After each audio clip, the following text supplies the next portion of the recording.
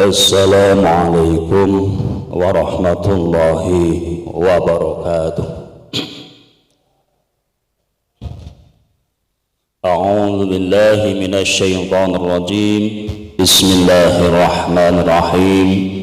Alhamdulillahi rabbil alamin wa bihi nasta'inu 'ala amri dunya waddin. Wassalatu wassalamu ala asyrafil anbiya'i wal mursalin sayyidina wa maulana Muhammadin wa ala alihi wa sahbihi ajma'in. Amma ba'd.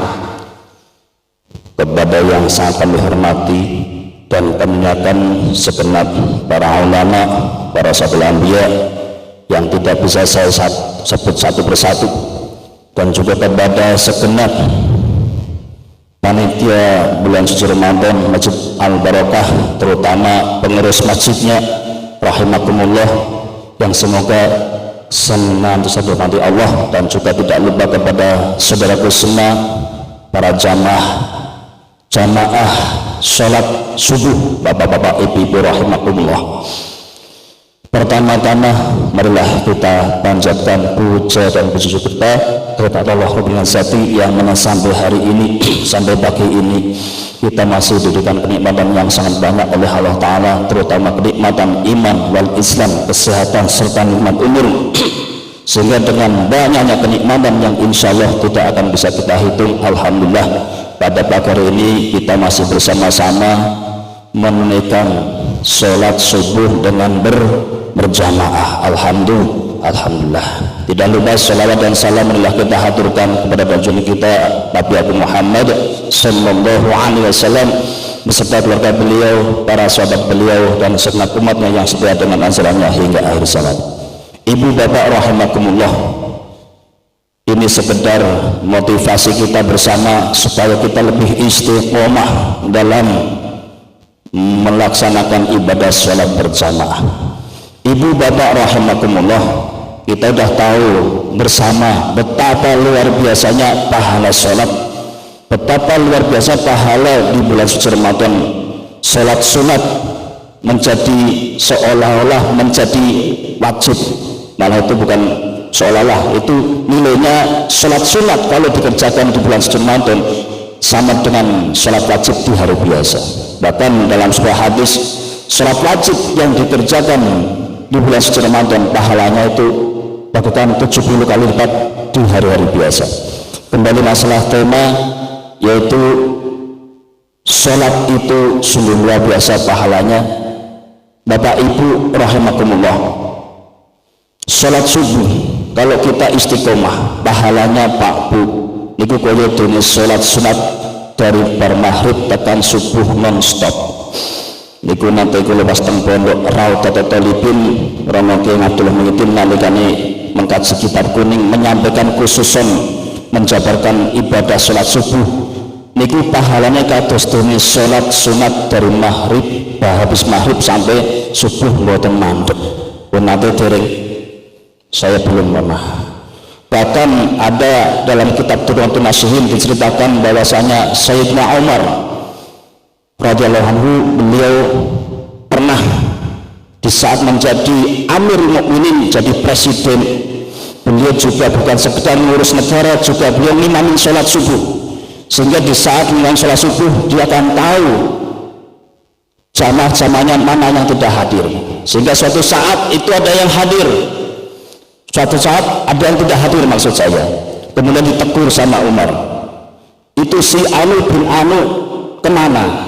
Kalau kita mungkin katakanlah mungkin namanya mungkin si Ahmad atau siapa, kok nggak kelihatan, biasa sholat jamaah kok nggak kelihatan.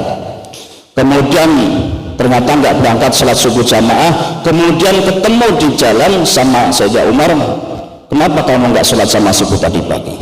Ditegur sama Amirul Mukminin, ya Amirul Mukminin, mohon maaf, saya saking asiknya sholat tahajud sampai kelupaan nggak sholat jamaah subuh. Sama Umar ditegur, demi Allah aku lebih suka sholat jamaah subuh daripada sampai kita tinggalkan.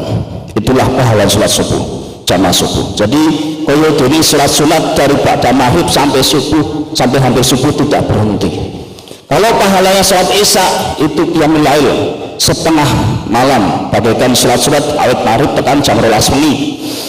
Umatnya dereng non-stop, itu jamaah sholat isya.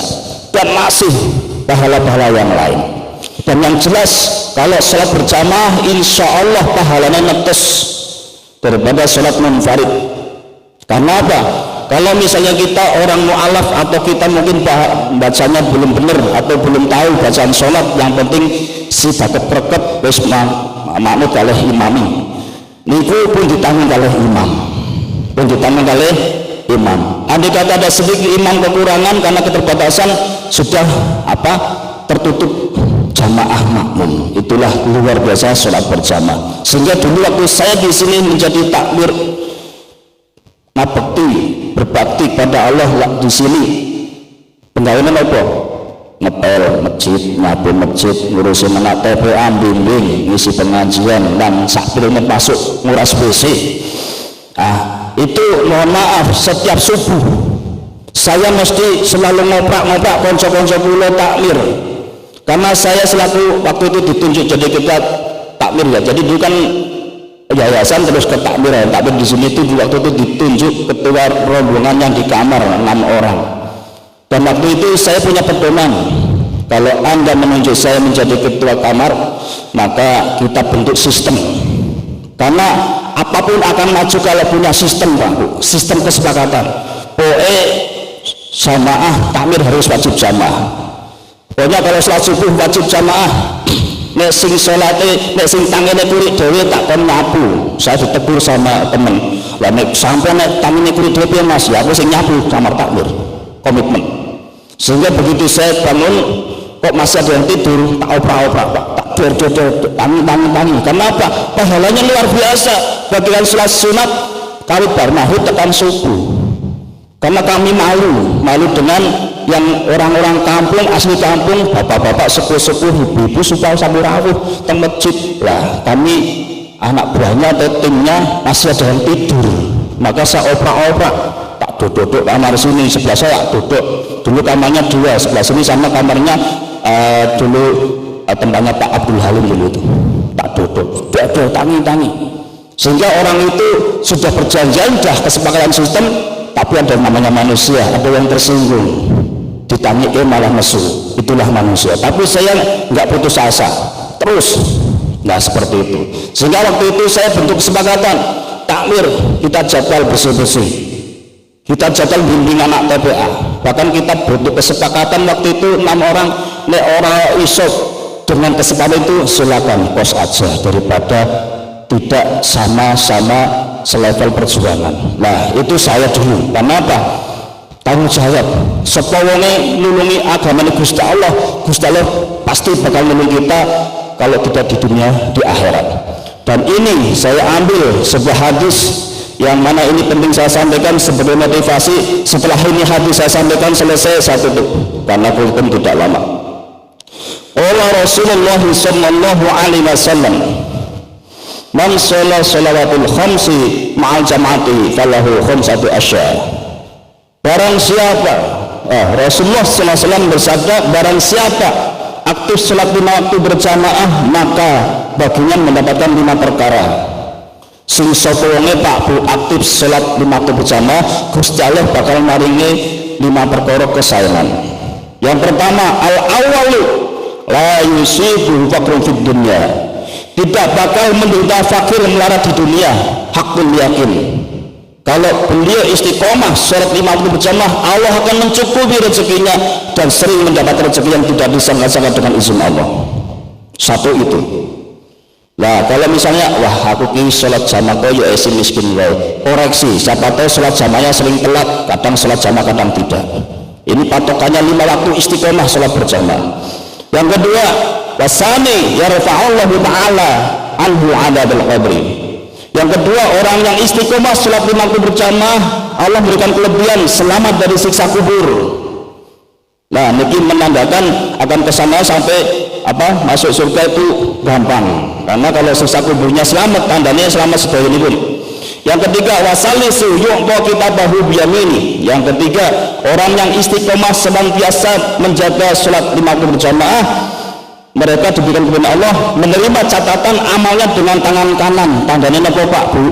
Selamat, Gusti Allah ridho. Kemudian yang berikutnya warabi'u, yang keempat, yamurru ala siratikal barqil khatib. Orang yang istiqomah salat lima waktu berjamaah, Allah akan memberikan kelebihan kelak melintasi sirat bagaikan kilat menyambar saking cepatnya. Jadi cepat banget melebet swarga tanpa proses hisab, termasuk cepat itu. Karena kelak itu tergantung amal kita masing-masing.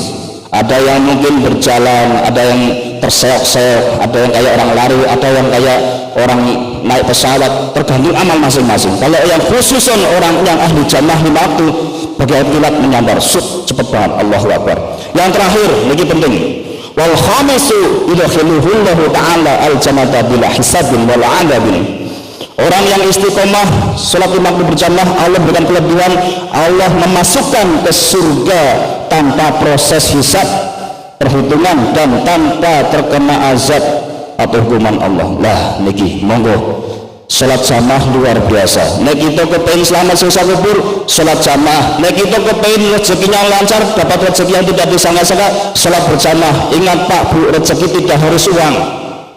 Sehat niku rezeki, anak soleh rezeki, istri solehah rezeki. Itu karena sudah banyak ujian, sehingga ternyata ujian ada hikmahnya. Seperti itu. Dan sekarang saya bertempat di pondok kecil, Pondok Pesantren Darussalam Dusun Jetis, Desa Sumurjo, Kecamatan Tempel, Kabupaten Sleman. Dari dulu saya hobi ngurusin anak, sampai sekarang masih ngurusi anak-anak ngaji. Karena apa? Karena itu hobi. Kalau hobi sampai tua pun kepengen ngurus bocah ngaji. Enggak seperti itu. Sehingga kalau di sini misalnya monggo bapak ibu punya putra wayah di ngaji ke, kalau kita nggak bisa bimbing karena waktunya tidak ada, di ngaji ke, syukur di pondok ke. Pondok sama sekolah pondok sangat bagus. Karena apa? Karena sekarang zaman akhir masya Allah Bu, ujiannya luar biasa. Banyak di luar sana orang-orang jamaah itu pada mengeluh, sering ke saya sambil nangis, anaknya duroko, keleben, jin, kafir, anak buah dajjal, ngamuk-ngamuk, sampai menyebut orang tuanya aja namanya, sampai sikil papatnya metu. Masya Allah. Itulah kenapa imannya tidak kuat. Tapi beda kalau itu anak sudah punya punya keimanan kuat, punya keilmuan agama. Wah insya Allah anak itu tahu akan dosa, pasti ada remnya. Nah untuk mencetak anak yang soleh itu enggak gampang. Minimal kita memberi contoh dulu pada anak. Nah sholat jamaah ya kita harus sholat jamaah. Nah maca Quran ya kita harus maca Quran. Karena sekarang anak lebih pintar daripada anak kayak dulu. Pintar apa? Pintar pangsulan, pintar membantah. Iya bapak endok ora kok jamaah, ngajak aku jamaah ya enggak. Kadang dicauri gitu kalau anak sekarang. Nah maka dari itu monggo jadikanlah suri tauladan lebih bagus daripada 1000 nasihat.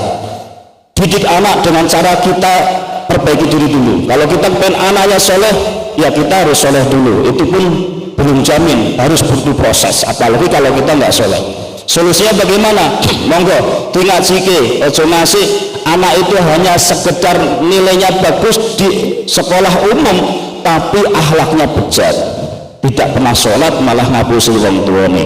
Dan itu masalah sekarang banyak anak-anak seperti itu. Ingat Pak Bu, HP itu ada energi negatifnya yang menjadikan anak itu lupa tidak sholat, diperintah orang tua malah bengok. Boten datang mereka kata tembriki kalau boten ngetes. Suruh sholat malah nesu, disuruh orang tua dolanan HP sampai gergiman malah nesu. Itulah tugas kita. Bicaranya mumpung belum keblinger, mumpung masih kecil, monggo dididik dengan baik. Jangan sampai kalau udah besar, lewis gede wangel. Saya sering nanganin kasus sampai orang yang ngamuk, orang tuanya digebui gara-gara anaknya dirokok. Yaitu karena apa? Karena agamanya kurang diutamakan. Umumnya di luar sana orang tua hanya mengambil kesempatan atau kelebihan dinilai rapot, nilai umum. Wah di sini anakku apik ranking 1 2 3, tapi kadang kita lengah, agamanya ora dipikirke. Agama nomor wahidun Pak Bu, nomor wahidun. Karena apa? Kalau kita sudah meninggal mati, hanya anak soleh yang bisa mendoakan kita. Nah, anak soleh mendoakan kita akan kabul kalau anak itu ya soleh kepada Allah, maksudnya taat ibadah. Orang tahu sholat, orang tahu ngaji, arep ndono biar ditompok. Karena syaratnya untuk doa kabul dia harus dekat sama Allah. Setidaknya sholat itu dijogo. Ini sholat itu dijogo, alamat bahaya. Karena dalam sebuah hadis Rasul pernah bersabda, orang yang tidak sholat, orang muslim yang tidak sholat, kaya dene wong orang gesirah. Bayangke Bu, mboten gadah sirah. Jadi kepala itu ibaratnya ada pokok. Dan wong muslim kok orang gelem sholat sam KTP itu kaya dene wong orang gesirah. Maka dari itu monggo sholat dijaga. Semoga kita termasuk orang yang istiqomah ibadah, dan semoga kita termasuk orang yang betul-betul istiqomah, dan semoga Allah menerima amal baik kita, amal soleh kita, dan semoga Allah mengampuni dosa-dosa kita, dan semoga kita selamat di dunia wal akhirah, bejo dunia bejo akhirat, selamat dunia selamat akhirat. Pun sekedik mawon sing penting nyantol paham. Wa khairan. Wassalamualaikum warahmatullahi wabarakatuh.